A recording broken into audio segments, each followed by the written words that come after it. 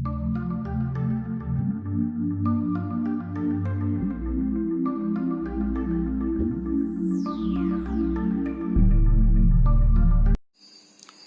Friends, welcome to my channel study space. आज मैं discuss करूंगा आपके साथ about the topic transformer of your subject electrical machine. So firstly मैं आपके साथ बात करूंगा about the basic definition of the transformer. A transformer is defined as passive electrical device that transfer electrical energy from one circuit to another through the process of electromagnetic induction.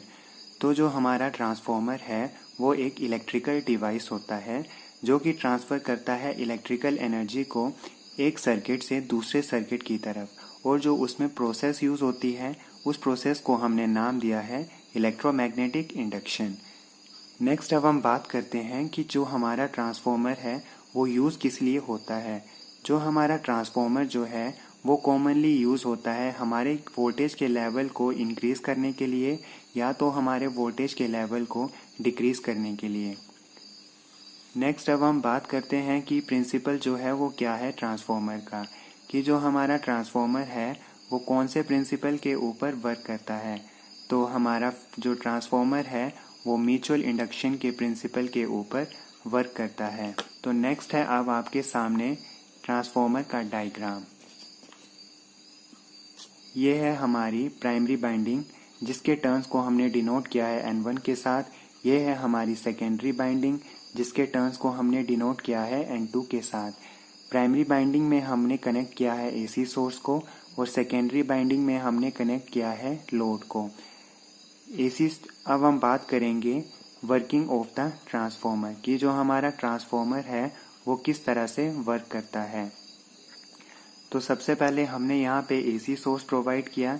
तो AC source में जो voltage है V1 वो हमने इस transformer की primary binding को provide की। तो अब यहाँ से I करंट जो है वो पास होगा, और ये जो I करंट है ये जैसे ही प्राइमरी बाइंडिंग में पास होगा तो यहाँ से मैग्नेटिक फ्लक्स जो है वो प्रोड्यूस होगा, और ये मैग्नेटिक फ्लक्स जो है हमारे कोर से पास होना शुरू हो जाएगा। और जैसे ही मैग्नेटिक फ्लक्स जो है वो सेकेंडरी बाइंडिंग में पहुंचेगा। अब आपको पता ही है कि ये जो हमारा मैग्नेटिक फ्लक्स है वो चेंजिंग मैग्नेटिक फ्लक्स है। क्यों है चेंजिंग मैग्नेटिक फ्लक्स? क्योंकि हमने AC सोर्स प्रोवाइड किया है, और जैसे ही ये changing magnetic flux secondary binding में जाएगा तो इंड्यूस्ड EMF प्रोड्यूस्ड होगा, और जो इंड्यूस्ड EMF जो है वो प्रोवाइड करेगा वोल्टेज V2, और जो वोल्टेज V2 जो है वो इलेक्ट्रिकल एनर्जी प्रोवाइड करेगा लोड को, और लोड जो है वो उस इलेक्ट्रिकल एनर्जी को क्या करेगा, कंज्यूम करेगा। तो नेक्स्ट अब हम बात करेंगे कि ट्रांसफॉर्मर में कितने तरह के लॉसेस होते हैं। तो हमारे ट्रांसफॉर्मर में कॉमनली दो तरह के ही लॉसेस होते हैं। फर्स्ट होता है हमारा कोर लॉस और सेकंड होता है हमारा कॉपर लॉस। जो हमारा कोर लॉस जो है वो वोल्टेज और फ्लक्स डिपेंडेंट है। इसका क्या मतलब है कि कोर लॉस का जो मैग्नीट्यूड है वो डिपेंड करता है वोल्टेज और फ्लक्स के मैग्नीट्यूड के ऊपर, और सेकंड होता है हमारा कॉपर लॉस जो कि डिपेंड करता है upon the magnitude of the current. जो हमारा कोर लॉस है वो उसको हम कहते हैं आयरन लॉस। जो हमारा कोर लॉस है वो भी दो तरह का होता है। फर्स्ट होता है हमारा हिस्टैरिसीस लॉस, सेकंड होता है हमारा एडी करंट लॉस। ये जितने भी लॉसेस हैं ट्रांसफॉर्मर में उसको हम ब्रीफली डिस्कस करेंगे in my upcoming videos. Next अब हम बात करते हैं कि हम ट्रांसफॉर्मर को कितनी तरह से क्लासिफाई कर सकते हैं। तो ट्रांसफॉर्मर जो होते हैं दो तरह के होते हैं। फर्स्ट होता है आपका आइडियल ट्रांसफॉर्मर और सेकंड होता है आपका रियल ट्रांसफॉर्मर। हम ट्रांसफॉर्मर को वोल्टेज के बेसिस के ऊपर भी क्लासिफाई कर सकते हैं। तो उस तरह से हमारे दो तरह के ट्रांसफॉर्मर होते हैं।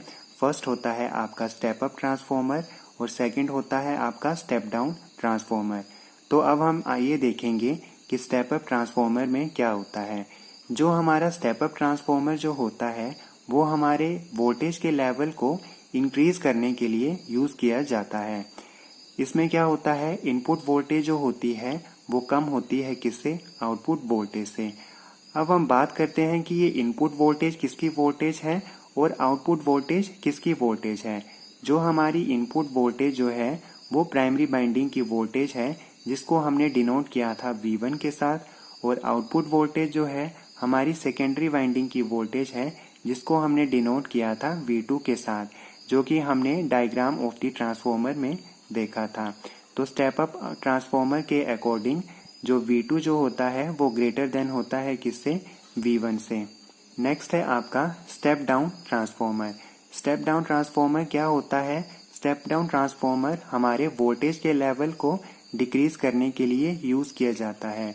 इसमें क्या होता है, हमारी प्राइमरी बाइंडिंग की वोल्टेज जो होती है वो ज़्यादा होती है और सेकेंडरी बाइंडिंग की वोल्टेज जो होती है वो कम होती है।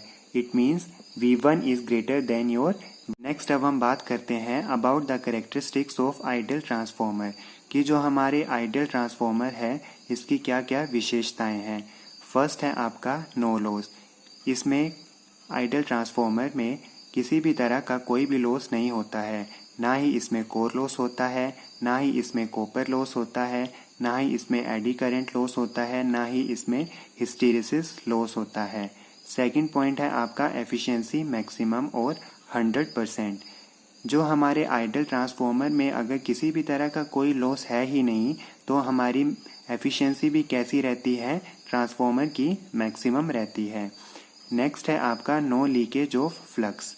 इसका क्या मतलब है कि जो हमारे आइडियल ट्रांसफॉर्मर का कोर जो होता है वो इतना स्ट्रॉन्ग होता है कि उसमें से फ्लक्स का लीकेज होना पॉसिबल ही नहीं है। नेक्स्ट पॉइंट है permeability of core is infinite. इसका क्या मतलब है कि जो हमारा कोर जो होता है आइडियल ट्रांसफॉर्मर का, उसमें से मैक्सिमम मैग्नेटिक फील्ड लाइन जो है वो पास हो सकती हैं। नेक्स्ट पॉइंट है आपका resistance of binding is zero. Resistance of binding जो है आपकी ज़ीरो होती है। नेक्स्ट होता है आपका रिलक्टेंस इज़ ज़ीरो। अब रिलक्टेंस क्या होता है?